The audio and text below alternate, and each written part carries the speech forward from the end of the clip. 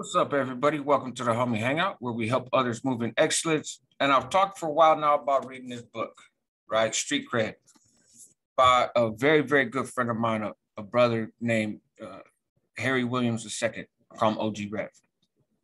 And he's out of Deep East Oakland now, by way of Jersey through Modesto, etc.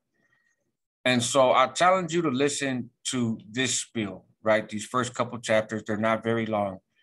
He's going to talk about perspective first, and then he's going to talk about his time in Modesto, where he got introduced to California gangbanging. And he's going to talk about going to East Oakland, where it's been his home for like the last 20 years. And I'm starting at chapter 3 because I think these 3 chapters will really give some perspective as to what this book is about. It is technically a guide to urban ministry, right? Rev loves Jesus, but he is not your traditional minister by any stretch. Most of the time, he doesn't even have a church, including now. And his view is different. And so I believe that this book has value to anybody, no matter your belief system. I love Jesus, but I don't like a whole lot of Christians, to be honest, especially Western Christianity.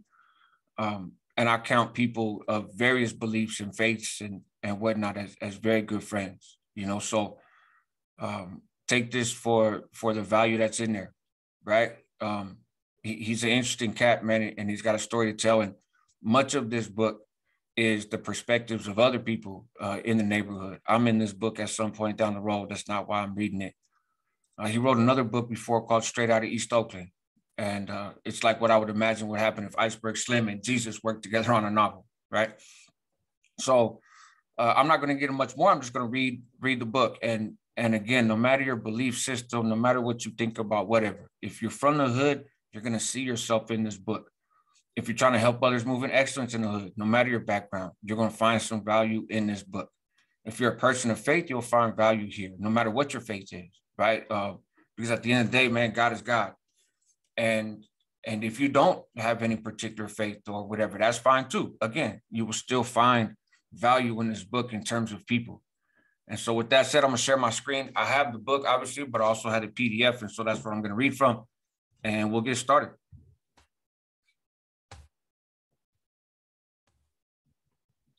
Viewpoint is the key. I'm sure you've heard the phrase, you can't understand my journey until you've walked a mile in my shoes. Nowhere is this more true than in urban ministry.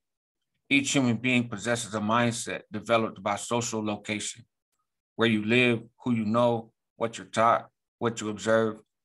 Your parents, school teachers, community, aunties, uncles, and numerous role models, good or bad, have helped you forge a set of lenses through which you see your world. When I visited Senegal, West Africa, our tour guide instructed us to never wave at anyone with our left hand. Also, we were never to hand someone an object with our left hand. It was considered a grave insult. In America, I do that all the time. It would have been easy for me to ignore the tour guide who had lived in Senegal all of his life. I could have said, man, that's crazy. Ain't nobody doing that back in Jersey. But I didn't. I took his advice and tried to see the world through his lenses. Some of you are blessed to live where you are more likely to hear the hoot of owls than the roar of gunshots. So your reality will be far different from what you will be asked to envision in this book. However, unless you can stretch to see the world through the lenses of people who live in another reality, you will never acquire true street cred. 2 beginnings, 2 destinations. I once boarded a crowded BART subway car headed from San Francisco to Oakland. When the door shut, I took a wall and then fell into that state of semi-consciousness that causes one to stare blindly around the car, never actually focusing on anyone or anything in particular. But that afternoon, I saw something that struck me. Seated in baby carriages directly across from each other, were 2 children. A little boy with red hair was seated in a state-of-the-art baby carriage, complete with a UV sunshade and a paparazzi shield. The wheels looked as though they had been seminized. Silver spokes sparkled. The carriage had 3 wheels like a tricycle, and it was built for speed. Across the aisle, a black child in warm blue pajamas frowned at his red-headed counterpart. Somehow he hadn't fared as well. His carriage looks as though it had been rescued from the trash heap. The food tray was crooked, smashed peas clung to the dingy surface, dirt was caked around the spokes. Filth coursed in and out of the grooves where the nuts and bolts intersected. This young mother pushed her little brown child out of the train car when we pulled up to an urban area. The red-headed kid was bound for the suburbs. Perhaps mommy would take him to cool off in the family pool before dinner. When he's old enough to go to school, it'll be no surprise if mom and dad treat him to a first-class private school education. About the time he finishes college, he'll click on the television and see the little boy across the aisle. Of course, he won't recognize him. And as the police lead the young black man toward the police car, the red-headed man will say, "What's wrong with these people? We all had the same chances in life. Why do these people constantly seem to be choosing the roads that lead to prison?" He won't say it out loud, but he'll think himself somehow, well, better, more highly evolved. In some dark place of his subconscious, lodged between the floorboards of his mind, that view will exist. And should he ever go to the urban mission field, he'll carry it with him where it will stain everything he touches. Until he learns and understands the reality of the hood, he'll never have street cred. Just for clarity, he defines his version of street cred in a previous chapter. That's why he keeps bringing that back up. And is the name of the book. Welcome to my hood. Last year, some wonderful friends invited me to visit them in another state. As the car drew near to a beautiful 2-story suburban house at the end of the cul-de-sac, their son said, "Harry, welcome to my hood." Brett was 11. A smile spread across my face when I heard those words spill out of his mouth. Brett's hood, quote unquote, is a tree-lined curve at the end of a suburban cul-de-sac where the advent of a single automobile passing through the front window is an event. Deer sprinted through the woods and back of the 5-bedroom mansion he shares with his parents and baby sister. It's doubtful that Tom, Brett's dad, has to tuck a 45 in his jacket pocket to increase the odds that he'll return from that milk run to 7-Eleven.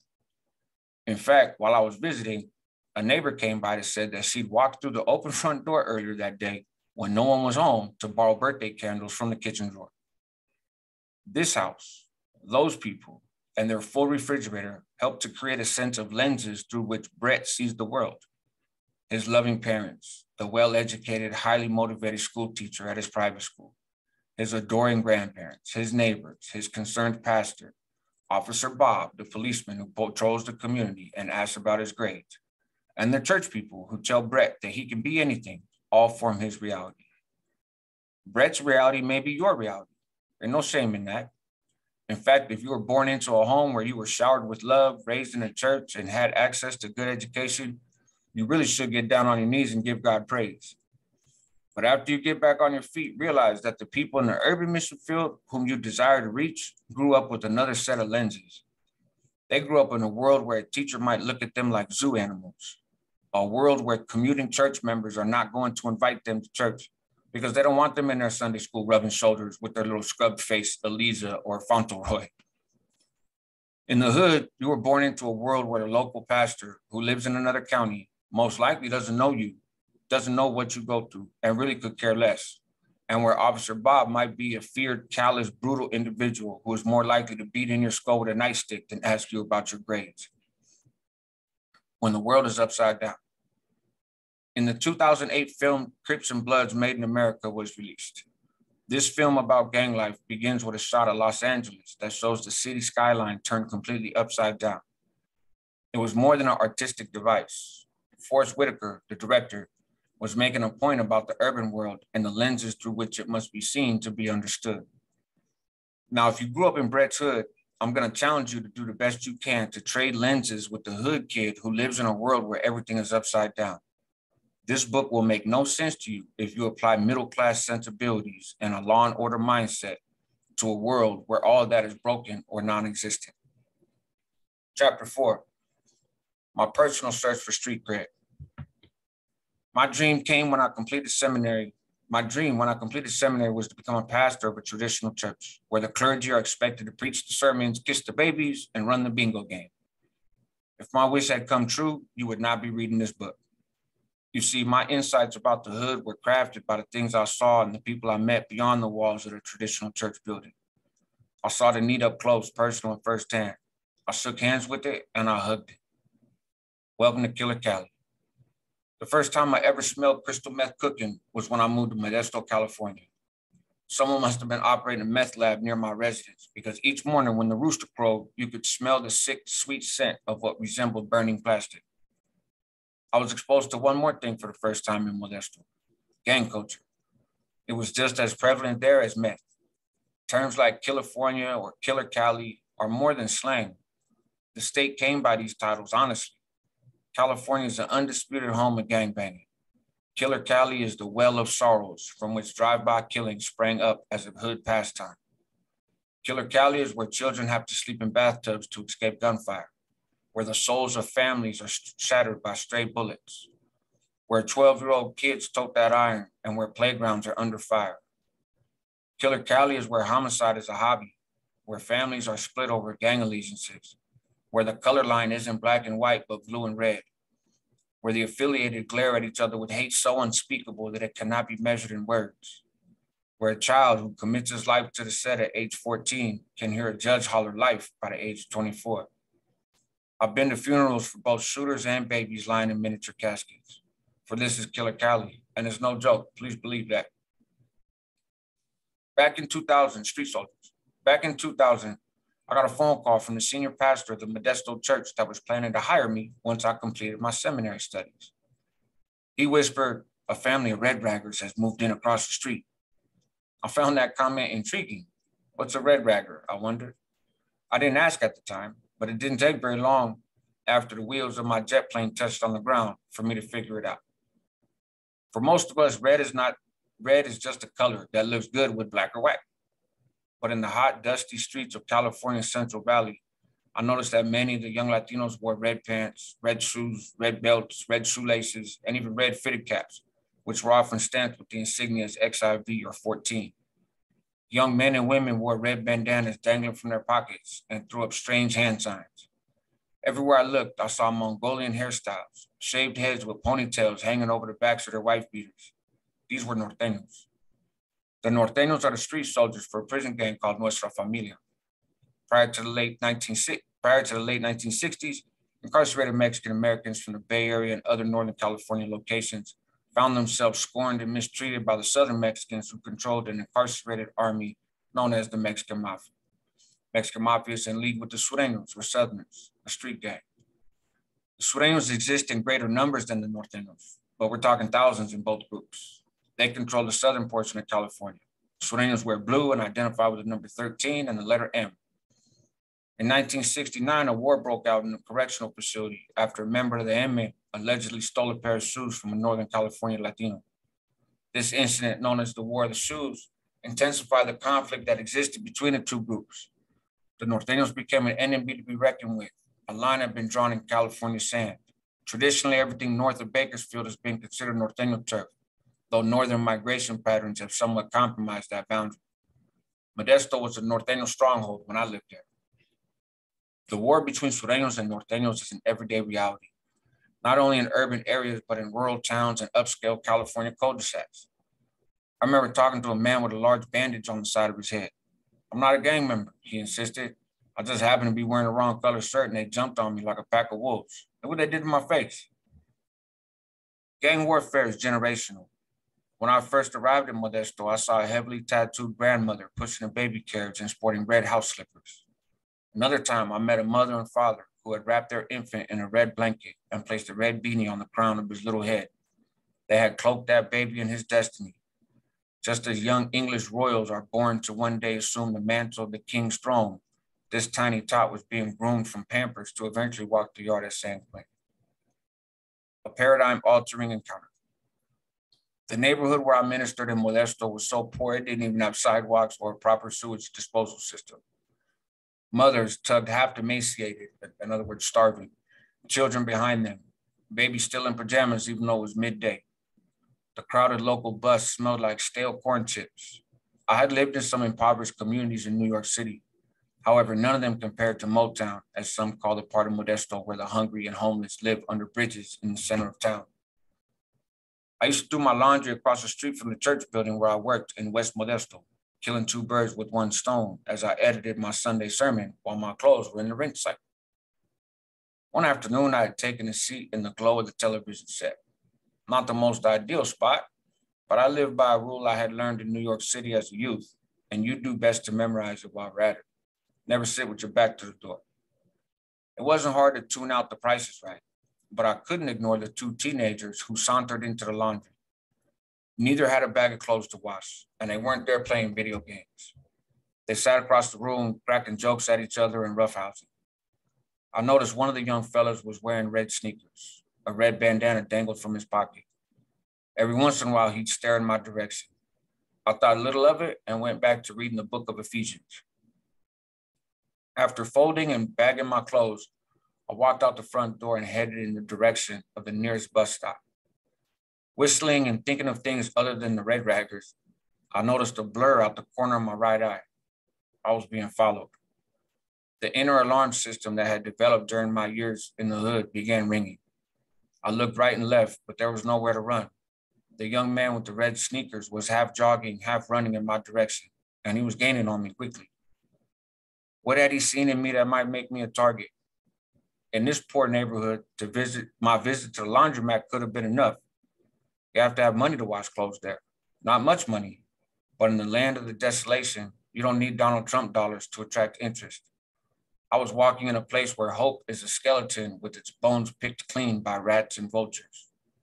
When people are hungry enough, nickels and dimes, sometimes even pennies, will make you a target.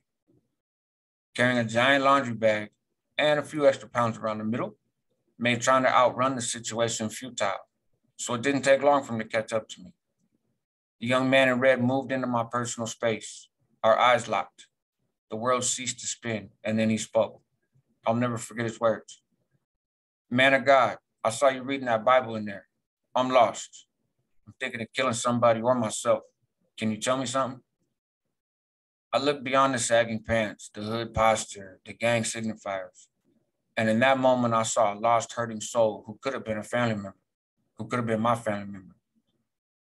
What's your name, man? They call me Silent Loke, he said. I've changed the street name here to protect him. Inside my soul, I prayed for the right words to say to Silent Loke.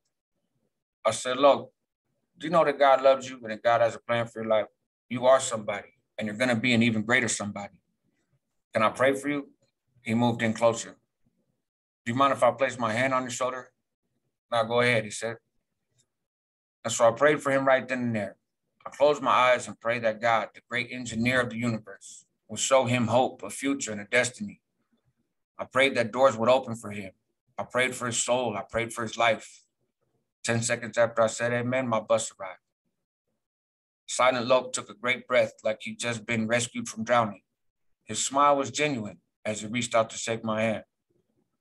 From the bus, I watched as he headed down Sutter Boulevard in the direction he'd come from. I never saw him again. I don't know if he was changed that day, but I sure was. The veil had been pulled back, and for just a brief moment, I saw as God sees. Here was a young man who had been failed by his parents, his teachers, his community, and the church that met a half a block from his house. He was roundly shunned as an outcast, and there he stood on the desolate street, quite literally crying out for God's help. I'm reminded of a Sunday school song we used to sing when I was a boy. The refrain said, I will make you fishers of men if you follow me. Silent Loke was jumping out of the ocean, hollering, hey, somebody catch me. If we, as God's people, ever honestly answer that call, we'll need a much bigger boat. You see, there are so many just like Silent Loke wandering the streets of our towns and cities, hunting for unconditional love, searching for connection, for family, for somewhere, anywhere to belong. These lost souls are searching for something to believe in that's bigger than themselves. They're seeking adults who won't look down on them or turn away from them. In their darkness, these searchers are open to not only God's word, but anybody's word. The question is, who will get there first? You and me with a Bible or the OG shot caller with a pistol and a bandana? Jesus said the harvest is plentiful, but the laborers are few. Nowhere is this truer than in America's inner cities. Jehovah's Witnesses capitalize on that fact. Each Saturday morning, they walk the streets of the American ghettos, briefcase in one hand, Watchtower magazines in the other. Mormons do the same thing. People are starving for Jesus or any scrap of knowledge about him. Sadly, few born-again Christians have the will or courage to walk into the ghetto to bring the gospel of truth. The body of Christ in the Badlands. 2 evangelical churches stand within a half a mile of my front door. In the near 10 years I've lived in this neighborhood, I've never received an invitation to either one of them. Sometimes members walk past me on their way to a service, slowing just long enough to allow me to admire the cut of a suit or the sign on the alligator suit. At other times, I pass by members congregating in front of a church door, smiling and laughing. I wonder, am I invisible? As they stare at me with eyes that don't see. None of these people know the state of my soul. Why don't they invite me to visit their churches? If they don't think that I, about as non-threatening an individual as you'll ever meet, am worthy of an invitation, what must they think of a young person with facial tattoos or sagging blue jeans?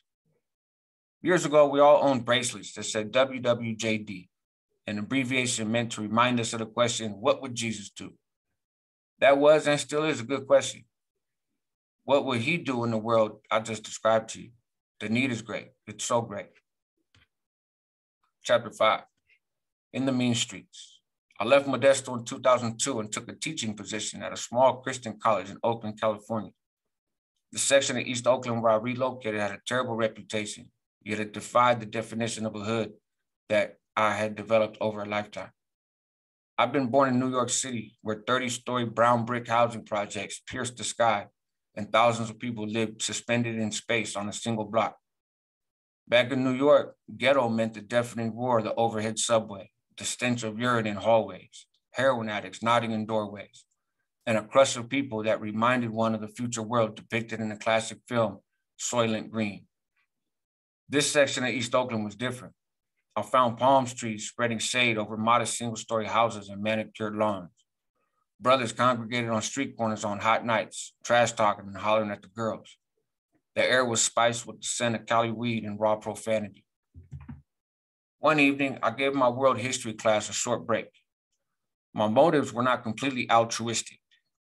I planned to go home to grab a sandwich. As I made my way to the college's front door, a bearded young man with horn-rimmed glasses and a frown on his face moved in my direction.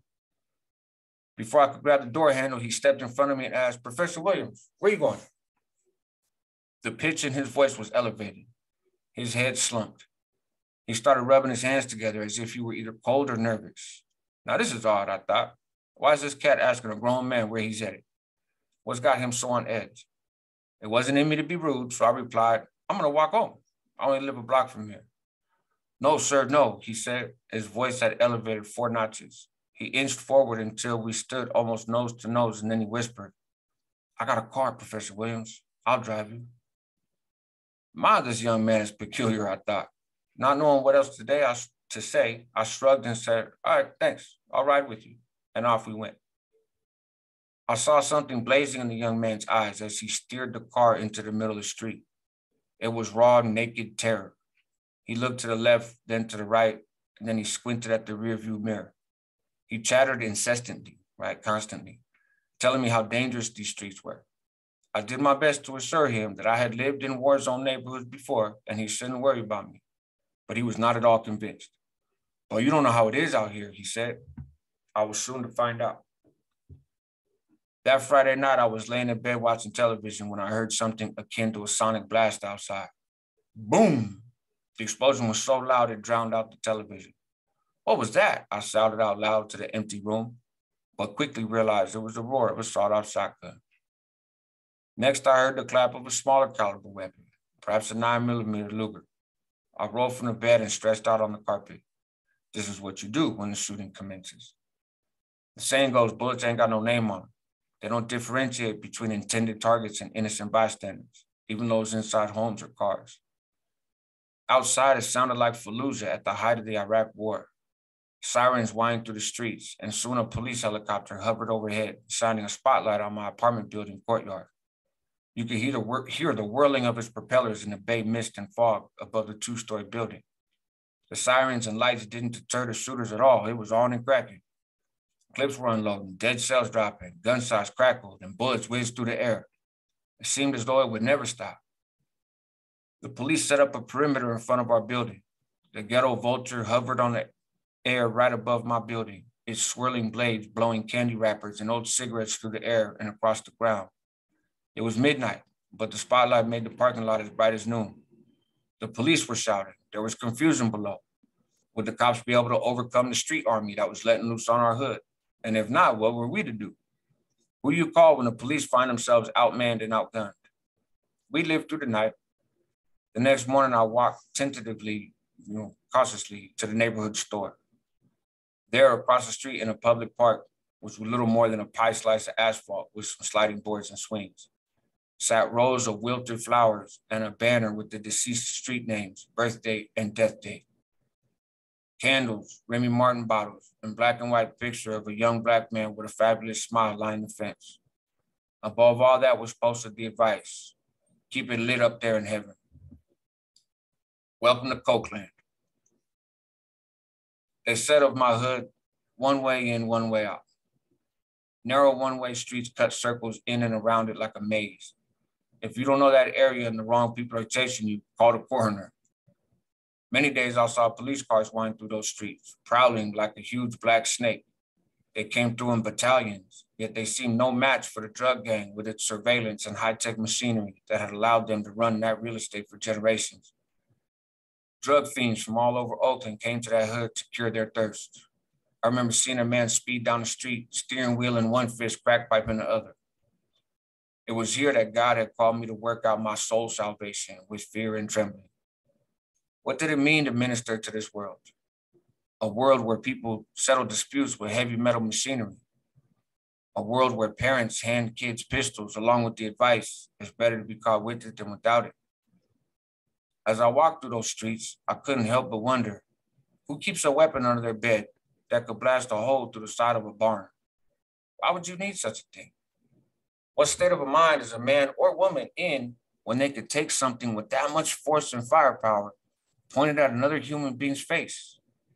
Exactly who is capable of such an act?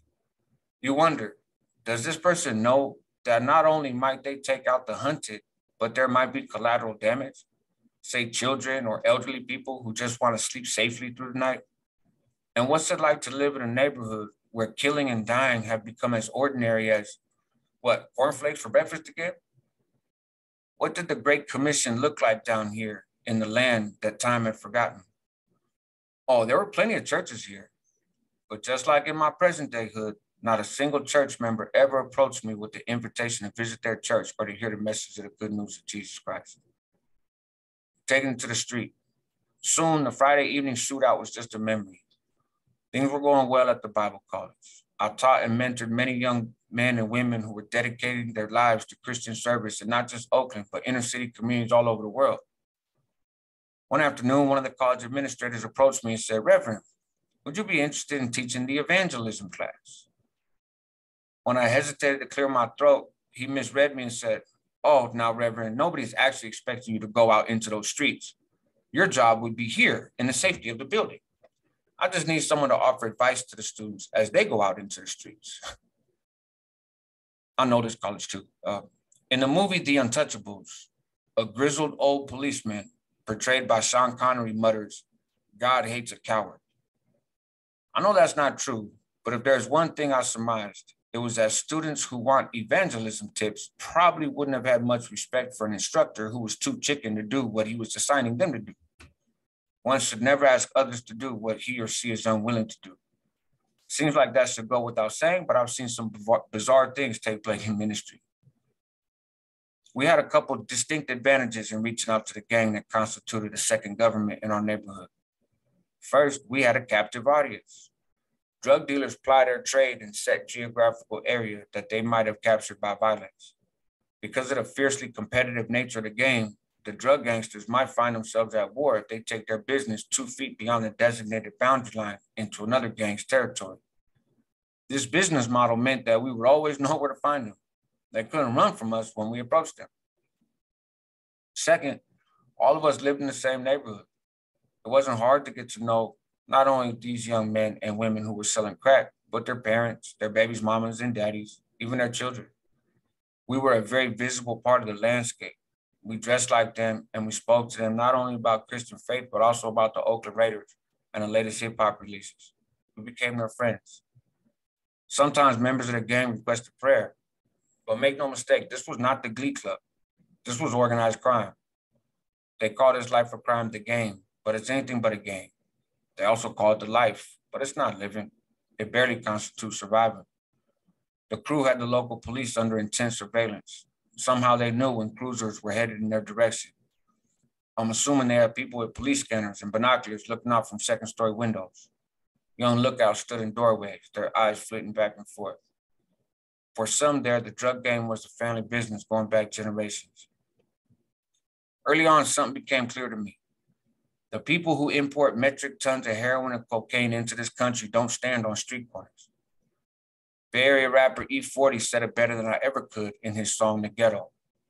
He asked, how did it get here? We broke. We don't own no planes, trains, or boats. The people who make real money from the drug game do their business in hotel suites, saunas, villas, and yachts. The smart ones never get within miles of the actual business. They can afford to send their children to private school and pay for health benefits for their families. They'll never lay a naked fingertip on a kilo of raw cocaine. You'll never see them in the hood unless their limo gets lost on the way to the Oakland Coliseum. And what are the firearms? AK-47s are manufactured in Russia. Uzis are made in Israel. How do they wind up in places like East Oakland, California? The people that change prison or death, the people that my evangelism class students were charged with reaching existed at the polar opposite of the game. Selling drugs at street level is far riskier and 1,000 times less lucrative, less profitable than flipping kilos. People were not out on the street corner selling drugs barefaced. People were out on the street corner selling drugs barefaced and not making enough to purchase a used Volkswagen. Several street-level dealers are often working out of the same package, meaning they're selling drugs on consignment for someone higher up the chain. Street hustlers live under constant police scrutiny and harassment. Hand-in-hand drugs are often sold to strangers. How can one know, except by instinct, whether he or she is selling drugs to an undercover police officer? Hitters on the block with pistols tucked in their belts or coat pockets were the muscle that protected the crew from the jackers. If you weren't down with the gang that controlled the situation in that hood and you came out there to sell drugs, you could expect them to rob you or worse. The hood retirement plan. I still remember one of the young men who worked the afternoon shift. I could see him in my mind's eye even now. Stocky, gum chomping, navy pea coat, gray woolen hat on his head. He hardly blinked as he stood on that corner watching every car that rolled by, squinting at every pedestrian. What up, OG? He asked as I drew close. What's up with it? I asked.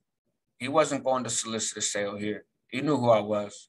It was about this time that people had started calling me Rev, which has become a nickname for me here in Oakland ever since.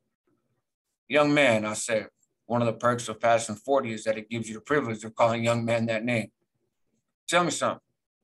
Why are you all here on the corner risking your lives? He never looked at me. He never took his eyes off the cars, the foot traffic, anything that could potentially represent danger or money. OG is like this, he said. And then just for a fleeting moment, he looked me dead in my eye. All of us been to the pen. I got a record now. I can't work at Target. I can't get a job at Best Buy. This is the only thing I could do to put Pampers on my baby's bottom.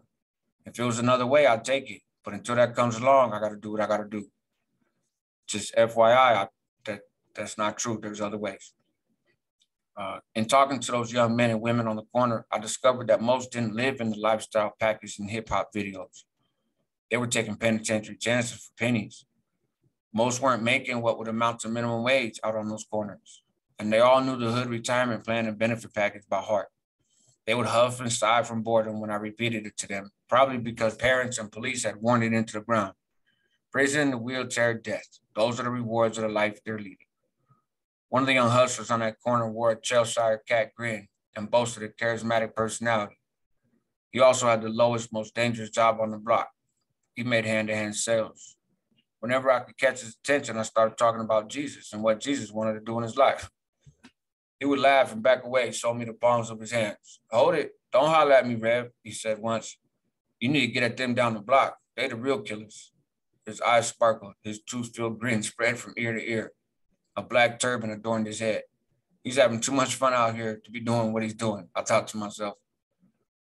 Each year, the now defunct Oakland Tribune published an edition that contained the faces of the previous year's murder victims. A couple of years after I moved away to another East Oakland neighborhood, I opened up to that page. There was a postage stamp image of the young brother with the black turban. only he wasn't smiling in this image. He was dead. I'm going to end this here. Chapter 6 is coming up next. And tap in, man. Let me know if this is a book you're interested in continuing to hear. Help others move in excellence. That's what homies do. Help yourself at the same time because you're worth it, and help your community, man, because they need you. Check out the other content. And yeah, Reverend Harry Williams, man, the second. That's my guy, OG Rev. He'll be on the channel at some point after I'm done reading the book. Tap in. Have a good one.